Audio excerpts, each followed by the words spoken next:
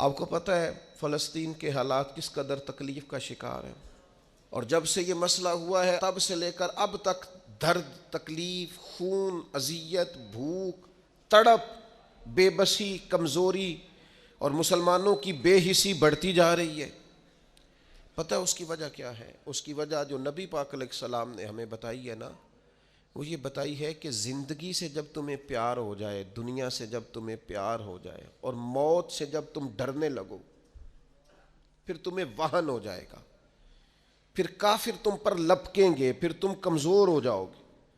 جب جینے کی ہرس بڑھ جائے، جب آسودہ طرز زندگی انسان کی طبیعت سے لگ جائے، پھر اس کا مرنے کو جی نہیں چاہتا۔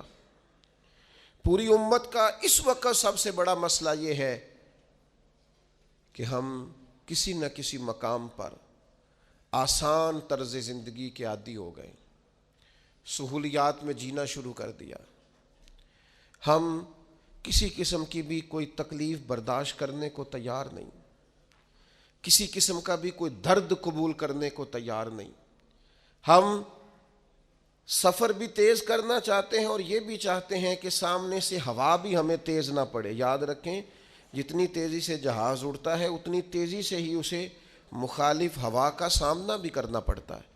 لیکن تندی باد مخالف سے نہ گھبرا اے عقاب، یہ تو چلتی ہے تجھے اونچا اڑانے کے لیے۔ اپنی زندگی میں موت کا خوف، موت سے بھلا کون ڈرتا ہے؟ قرآن مجید فرماتا ہے موت سے منافق اور کافر ڈرتے ہیں۔ یہ موت سے ڈرتے ہیں، بجلی آتی ہے، کڑک آتی ہے تو یہ ڈرتے ہیں۔ موت کے ڈر سے کیا کرتے ہیں؟ یہ اپنے کانوں میں انگلیاں ڈال لیتے ہیں، من السوائی کی کڑک کی وجہ سے۔ کیوں انگلیاں ڈال لیتے ہیں؟ یہ کڑک ہی ہوئی ہے، صرف بادل ہی گرجا ہے، انگلیاں ڈالنی کانوں میں۔ یہ منافقین کی بات پہلے سپارے میں ہو رہی۔ اس کڑک کو بھی نہیں سہ سکے، برداشت نہیں کر سکے، انہوں نے انگلیاں کانوں میں ڈالنی، وہ کڑک یعنی صرف آواز ہی تھی ابھی۔ اللہ فرماتے ہیں یہ اس کڑک کو بھی نہیں سہ سکے کانوں میں انگلیاں ڈالنی، کس لیے؟ حذر الموت، موت کے ڈر سے۔ لیکن کافر منافق بچ اس لیے نہیں سکتے کہ واللہ محیط بالکافرین، اللہ کافروں کو گھیرنے والا ہے۔